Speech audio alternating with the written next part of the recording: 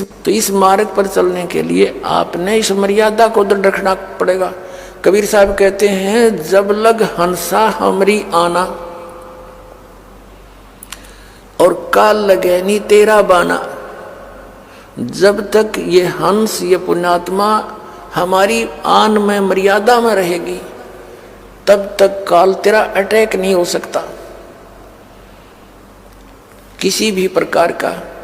तो इसने पता है इस बात का, तो ये सबसे पहले उस मर्यादा को भंग करवाता है। और इस भक्ति मार्ग में ये मर्यादा ऐसी समझ लो जैसी ये लक्ष्मण रेखा थी। इसको जरा सी ना समझा, जो दास वचन बोल रहा है, इसको जरा सा ना समझना, बहुत गहराई से और बड़ी सख्ती से इसका पालन करना। परमात्मा कहते, तुमने उस दरगाह का मैल नहीं देखा, धर्मराज के तिल तिल का लेखा। एक एक पाई का हिसाब आपने चुकाना पड़ता है। और इस जैसे भी अभी आपको बताया कि पहले इस अज्ञानता में आपने कितनी गलती कर दी और कितने अपराध बन गए। कसाई तक का भी उदाहरण दे रखा है कि सदना नाम का कसाई था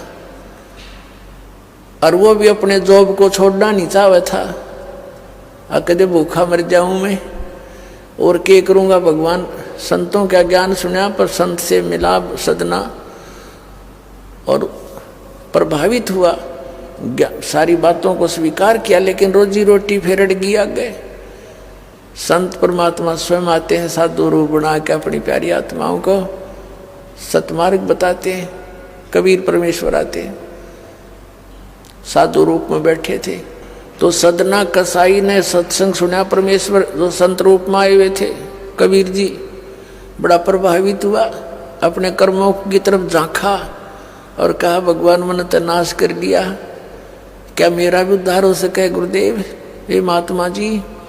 तब संत ने कहा, संत रूप में परमात्मा विराजमान थे, कहने लगे, भाई आगे पाप करो ना और पिछले माफ हो जाएंगे इस भक्ति साधन से, मैं बताऊंगा ऐसे।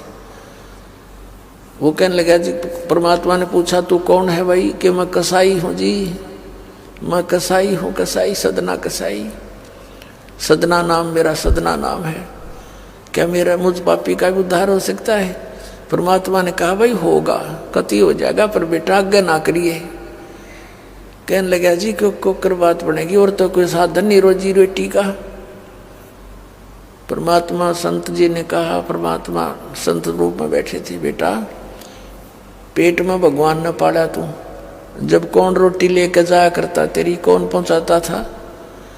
और माँ के गर्भ से बाहर आते ही माँ के सतन में दूध दे दिया, उससे पहले दूध नहीं था, तो क्या अब वो तेरी संभाल नहीं करेगा? लेकिन ये तो एक हमने औपचारिकता सी बातें लगती हैं, क्योंकि हम दूसरे रंग में रंगे हुए। कहने लगा, जी मेरा तो काम ना चले, बालक भूखे मर जाएंगे, मेरा तो और कोई काम नहीं, मैं तो नौकर हूँ एक कसाई का, और मन्नत तो ये काम करना पड़ेगा। तो परमात्मा ने सोची, भाई ये तो सारे बांध रखे काल ने। कहा, परमात्मा ने कहा, बेटा इसने छोड़ दे तू। तो सदना कसाई कहने लगा, महाराज ये कुकर छोड़ो, भूखे मर जाएंगे, बालक कर नाम लेना चाहे उठे नहीं, मेरा उद्धार कर दो गुरुदेव, उद्धार कर दो, मैं तो कति नरक में गया। परमात्मा बोले, भाई नो दोनों बात क्यों करोगी मेरे? फिर परमेश्वर ने सोचा, चल भाई चाकस होती है इसकी, तो बहुत जबरदस्त इच्छा भगवान में। तो मालिक ने कहा, ठीक है बेटा तू नो करिए, एक अपना लिमिट बना ले कि इससे ज्यादा नहीं बकरे काटेगा, जितनी तू ज्यादा से ज्यादा बना ले, पर रही है वचन पे। अब सदना बोला, जी ठीक है। उसने सोचा रोज के 5-4 काटने पड़े हैं, हम बेईमान से। कहने लगा, अब जी 100 तो ज्यादा नहीं काटूंगा डेली। परमात्मा बोले, अच्छा भाई जाते, ठीक है बेटा, देख रही है वचन पे, अकजी पक्का हूं मैं वचन का। चला गया। अब क्या हुआ कि उस शहर में राजा की लड़की का ब्याह हो गया, बारात आ गई, और उसमें बकरे दारू चल रहे। मुसलमान बादशाह था, मतलब मांस तो आम खाते हैं, दारू शराब तो नहीं होगी खैर। अब उसके सदना के मालिक ने आदेश दिया कि सदना बड़ा ऑर्डर आ गया उससे, और भाई तुम ला दिए बकरे ला कर रख दिए 20। अब 20 काट दिए सदना ने, फिर डिमांड आएगी 20 की और। कहने का भाव ये है कि 100 के 100 बकरे कट गए। और सदना ने सोचा हे भगवान, कति पूरी बात बनी, हे भगवान आपने प्रण भी आपने रखा, मेरी तो प्रतिज्ञा भी आपने रखी, मांझ दो के हथियार धर दिए, अकरेगी इज्जत आज तक, कति नाश हो गया था। इतने में परमात्मा ने क्या किया, एक बहुत बड़े व्यापारी का रूप बना के पहुंच गया सदना के मालिक के पास और कहा भाई मैंने ऐसे ऐसे कांटेक्ट करना, एग्रीमेंट करना तेरे से, रोज के 20, 30, 50 बकरे चाहिएंगे और मैं ऐसे आगे सप्लाई किया करता हूं। तो बड़ा खुश हो गया वो सदना का मालिक कसाई, कहने लगा भाई ठीक है। और वो बोला जी बाकी एग्रीमेंट कराएंगे सवेरे, तो मैं थक रहा हूँ, भूख लग रही है कि मैं खाना खिलाओ और बढ़िया बढ़िया स्वस्थ बकरे का मांस बनवाना। अब कसाई ने आदर किया नौकर के, सदना इधर आ। अब वो सदन कसाई आ गया, खां जी कि एक बकरा काट फटाफट। और बड़ा व्यापारी आया है, बड़ा एग्रीमेंट हो गया है, वो होगा बड़ी बढ़िया अच्छा। और भोजन तैयार करा, भेज रसोई में। अब सदना के तात पर फूल गए, क्या वाह बात बिगड़ गई भाई, तो ना बड़ी बात, आज तो प्रतिज्ञा भंग होगी। अब उसने सोचा कि जब बकरा ना काटूंगा तो यो मालिक नौकरी तो निकाल लेगा, और जब बकरा काट दिया तो वचन भंग हो गया, मेरी तो बात बिगड़ गई दोनों तरफ से। तो उसने सोचा एक आदमी का भोजन बनेगा, तो उसने क्या सोचा कि बकरे के नड़े नड़े काट दूं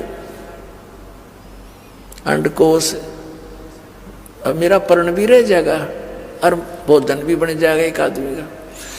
हथियार उठाया और बकरे के वो नड़े काटने चाहे, बकरा बुलवा दिया परमात्मा ने बोला सदना और देख भाई मर्यादा ना तोड़े, ना जाने कितनी बार तो तू बकरा बन लिया और मैं बना कसाई, और देखियो मैंने तेरे गल काटे हैं, तेरे को ऐसे नहीं काटा जैसे तू काटने जा रहा है। अब सारी रात तड़प कर मरूंगा मैं, तन्ने भी फिर मैं ऐसे ही काटूंगा तेरे को, ये देख लेना। अब बकरा किस सदना किसके बकरे काटे था, हाथ मत कर छूट गई, कप खड़ा खड़ा बकरा बोले ना, कटर बैठ गया रोए। मालिक ने बाट देखी, रसोई में आवाज लगाई, रसोई से संदेशा गया जी अभी तक आया नहीं, मटेरियल पदार्थ नहीं आया, बनाऊं क्यों कर। खुद मालिक गया, सदना से कहा कि सदना क्या करा तूने, काटा नहीं बकरा। मैं नहीं काटू मालिक, मैं नहीं काटू। उसने सोचा ये तो दुश्मन है, ये प्रसन्न नहीं है मेरे इस एग्रीमेंट से, ये काहे का नौकर है। अब ला तू नहीं काटे ना, ना मैं काटू। उठा गुस्से में, सदना के दोनों हाथ काट दिए उस कसाई मालिक ने, अरे एक मारी लात करते पार काट दिया।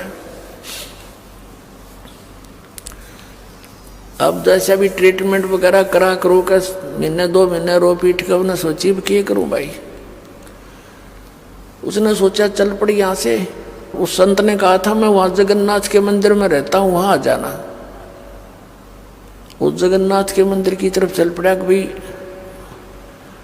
परमात्मा ने जब इतना चमत्कार दिखाया है, बकरा बोलिया, इसे बुंडे काम ना मैं तो कदे भी ना करूं, मरवा से जीवा से भूखे मरे। आदमी की कही तो ना जच्चे, पर वह तो सच्ची होगी, सामने तो जुल्म हो गया। यूँ तो बहुत बुरा जो है ना एक रूटीन है, यूँ नहीं करें भाई कति भी। संत साची कहे थे, वो उस दिन जच्ची उसके उस गुरुदेव के पास समाधान के लिए चल पड़ा। देख कहाँ तक बिजली गिरती है इस बुंडे कर्मों से, कैसे फिर जो मालिक परम संत की शरण में आ जा रक्षा कैसे होती है। अब वो चला जा रहा था, पहले सरपंच नहीं होते थे, नंबरदार होली सोली होता था गांव का।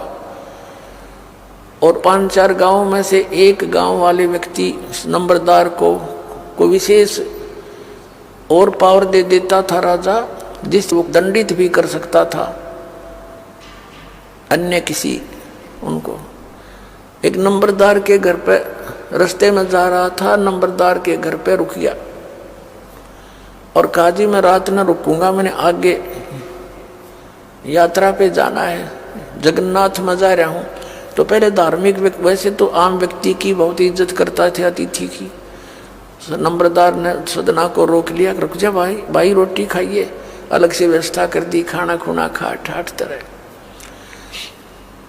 अब क्या हुआ कि उस नंबरदार की पत्नी जो थी वो बैड कैरेक्टर थी, उसने सदना के साथ दुर्व्यवहार करने की चेष्टा की। वह रोने लग गया, माई मैं तो महादुखी व्यक्ति हूँ, रात काटनी है, काटन दे तो काट दे, न मैं भी चला जाऊंगा।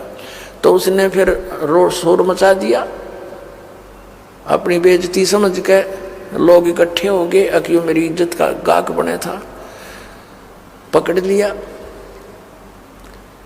और वहीं उस शहर के अंदर, साथ में ही शहर था, वहां ले गए। राजा था, वहां का नवाब था, उसके सामने उसको पेश किया गया, उसको सजा सुना दी कि इसको मीनार में चिन दो, भुगत कर मरे। इसको कितना नंबरदार ने इसको इज्जत से रखा और इसने धोखा किया, उसी के साथ पत्नी के साथ दुर्व्यवहार करने की चेष्टा की। और उसकी पत्नी ने गवाही दे दी, जी मेरे ऐसे ऐसे सतन पकड़ दिए इसने। अब मीनार के अंदर खड़ा करके मीनार चढ़वा दिया, बंद कर दिया। अकाब मर जाएगा चिल्ला चिल्ला के, रो पीट के। तब सदना ने अर्ज करी है, गुरुदेव मैं तो पापी आत्मा था, मुझे तो इससे बदतर मौत मार दो, लेकिन मुझे ये भगत कहे थे कि मंदिर में जावे ढेड इसे इसके गुरु होंगे, और ऐसा करता था ऐसा करता था। दाता आपके नाम पर बट्टा लग गया, तो मैं तो नीच था, तो इससे भी बुरी मौत मार देते। दाता इस भक्ति की इज्जत रखियो मेरे मालिक। इतना ही कहा था, वो सारा मीनार फट गया और ईंटें उन सरपंच के सिर में लगी, उसकी पत्नी के दोनों सतन कट के वहीं गिर गए, खून चल पड़ा। और जिन्होंने ये संदेश सुनाया था, अन्याय का फैसला सुनाया था, उनके सिर में ईंट लगी जा जाके। और देखा इतना आवाज हुई, आसपास सब भागे आए, देखने आए, और सदना के दोनों हाथ पूरे हो गए, कटे हुए नहीं रहे। बोलो सतगुरुदेव।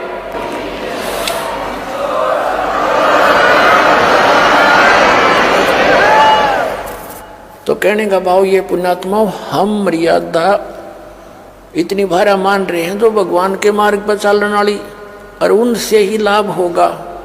भाई जो गुरु बचन पे डट गे, कट गे फंद 84 के, कट गे फंद 84 के, कट गे फंद 84 के। भाई जो गुरु बचन पे डट गे, कट गे फंद 84 के। वस्तु मिली ठोड़ की ठोड़, मिट गी मन पापी की दौड़। वस्तु मिली ठोड़ की ठोड़, मिट गी मन पापी की दौड़। भरम मिटे मथुरा काशी के, भरम मिटे मथुरा काशी के। भाई जो गुरु बचन पर डट गे, कट गे फंद 84 के।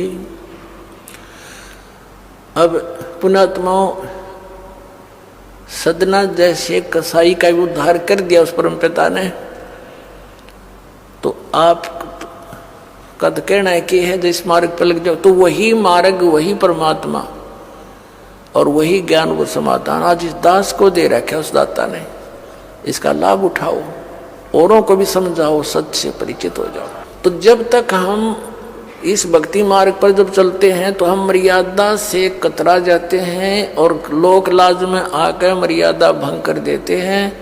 भगवान का कनेक्शन कट जाता है, पावर वाला काम आपका बंद हो जाता है। जैसे आपने कनेक्शन ले रखे, जैसे दास का जन्म एक किसान परिवार में हुआ, पहले हमारी माताएं हाथ से आटा पीसा करती थी, हाथ से ही पशुओं के चारे के लिए मशीन हुआ करती, हाथ ही गंडासा बोला करते, उस तक काटा करते। और फिर मोटर लगा के बिजली का कनेक्शन ले लिया, वह पावर मिल गई। अब पावर से जो काम हुआ cut cut cut cut cut cut मिनटों में, घंटों में ढेर लगा दे। पहले 10 घंटा में ना हो इतनी पशुओं का चारा काट के रख दे, आटा पीस दे। तो पावर जब आपको मिल जाती है तो पहले आपके जो प्रारब्ध में यानी अपना मैनुअल काम थे उनसे घना काम होता है। और जब आपका कनेक्शन कट जाता है तो फिर जो के तो फिर वो मैनुअल रह गया, आपके पावर वाला काम तो बंद हो गया। तो इस प्रकार आप जिस कनेक्शन ने ना कटने दो, और काल का पहला दाव है कि ये इस कनेक्शन ने कटवाओ। आप क्या ने नाम ले गए, गाँव में पहुँच गए, गांव वाले नौके काहे का नाम लिया, तो ने तो ये भी छोड़ दिए, माता भी नहीं पूजता, पितर भी नहीं पूजता, और जो सामूहिक काम से ये धार्मिक ये भी नहीं कर रहा। तो काल का ये विशेष दाव है कि इसको वहां से खंडित करवा दूं, फिर इसकी देही तोड़ता रहूं, कोई दिक्कत नहीं। और जब मालिक के संरक्षण में हम रहेंगे, ये निकट नहीं आ सकता, ये कोई इसका अटैक हो नहीं सकता।